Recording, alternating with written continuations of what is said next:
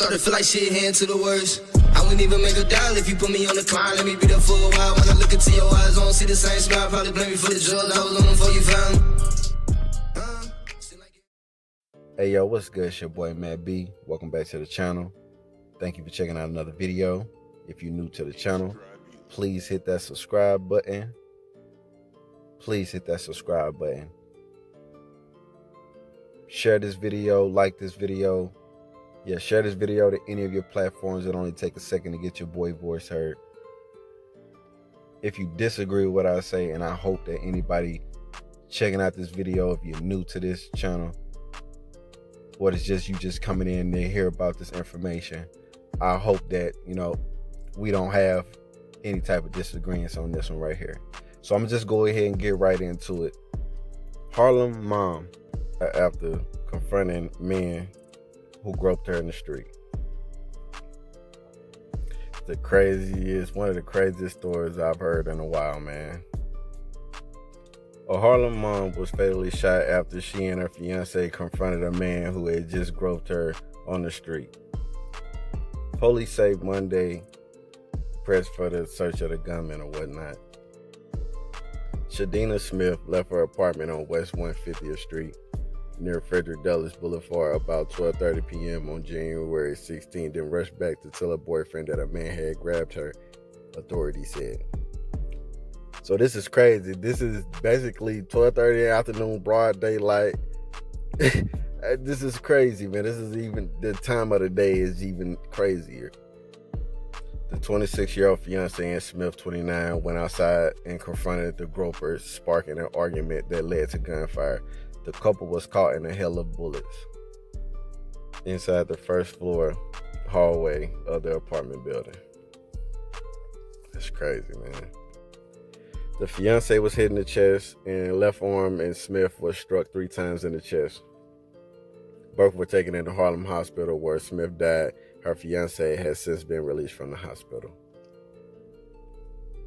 I don't understand, man, like how this is probably one of the saddest stories I've heard, you know what I'm saying, in the pretty much just to start off, you know what I'm saying, the month of February, even though this did happen 2 weeks ago. I'm glad that this did, it didn't go overlooked or whatnot, because there's a lot of news stories that's out here that's, I guess there's people like me and a few others on YouTube that are only really putting out, because other than that, a lot of these YouTubers are not talking about some of the things that we're even speaking on. But it is what it is. Smith leaves behind a 1-year-old son. She was very invested in her son and his future. I hate that he won't be able to know how wonderful and how resilient she was.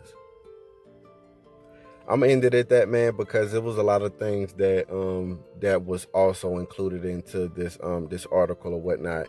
And I went to go check out the gun memorial, and she's on, I don't know if people even aware of the gun memorial, even know what that is, but that's pretty much a database of a lot of shootings that go on. And I can't, I looked on the number right now, they saying over 17,000 people have been shot.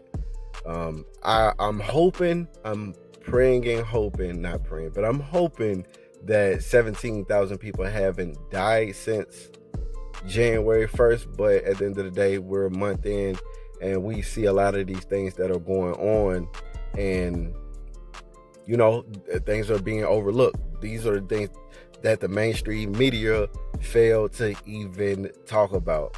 So just be checking me out for the next couple videos, because I'm going to put out a lot of stories that should be mainstream.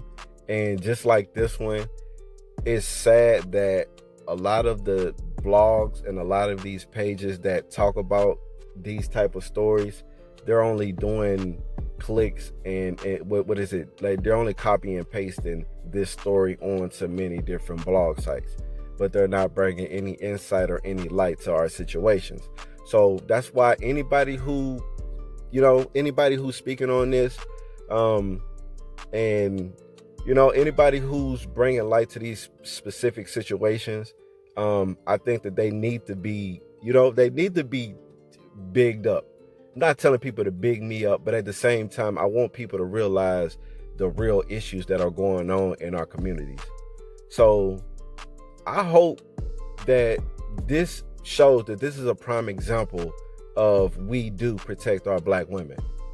And a lot of these, I find it funny that a lot of these black content creators that are females, they won't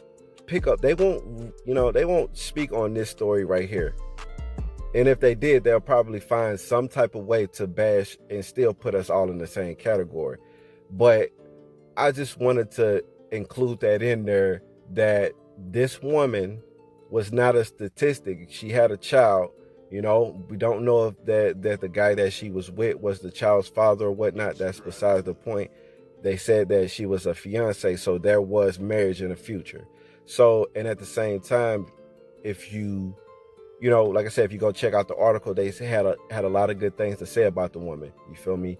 So, we can't discredit anything in this type of situation. The only bad thing that I got from this is they was living in the wrong community for the lifestyle that they were trying to live. Not saying they was living, they're living an elegant life, but as a couple and as a family, these are the environments that we don't need to be in when we're trying to do certain things like this. So I'm not saying that anybody else deserve to be in that environment, anything like that, before somebody take what I say and twist it. I'm just basically saying that these are the environments where you cannot raise your family. Whether it's her, whether it's the child, could have a total different upbringing being in these type of communities. And this is a prime example of where we should and should not be. And I just want people to understand that also, last week we spent time talking about a guy in Harlem as well. This is also in the savage part of New York as well. It's savagery all over New York, but Harlem, it seems like the most infested problems goes on in Harlem. I could be wrong. It could be worse anywhere else in Harlem, but it seems like when it comes to Harlem, a lot of the most desperate crime go on there. I got another story about somebody else in Harlem too. So y'all just hold on. I promise you, keep checking me out. But anyways, I just wanted to add that, and I wanted to just shed light on this right here. My condolences go out to the family. My condolences, to the child. Now we have another child out here, like I said, man, motherless.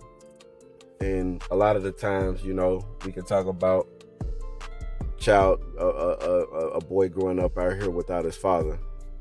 So, like I said, man, I hope the best for, I hope the best for the family. That's the only thing that I could possibly say. Other than that, I don't agree with the term we don't protect our black women. This is a prime example that even brothers out here in the communities that's doing the right thing, we need help as well. After this video, I don't want to see any more videos about brothers not protecting their women. At the end of the day, I don't know how strong this relationship was, but he stepped out when his woman told him that she was, in a situation. So I'm sorry that it ended up at where, she had to pass or whatnot. But at the end of the day, I'm glad that he still stood his ground in some type of way. And it's unfortunate. But like I said, people get mad about a lot of the situations, but understand the type of why he didn't have a gun. Maybe he was a modern citizen in society. Not every black man has a gun. And New York has the most strictest and dumbest gun laws. You can't protect yourself, but every criminal out there got one. So at the same time, man, y'all should look at who's running things. in New York before y'all talk about anything else. Peace. Started feel like shit, heading to the worst. I wouldn't even make a dial if you put me on the climb. Let me beat up for a while. When I look into your eyes, I don't see the same smile. Probably blame me for the drugs. I was on them before you found me. Seem like everybody judged me, so I ain't worried.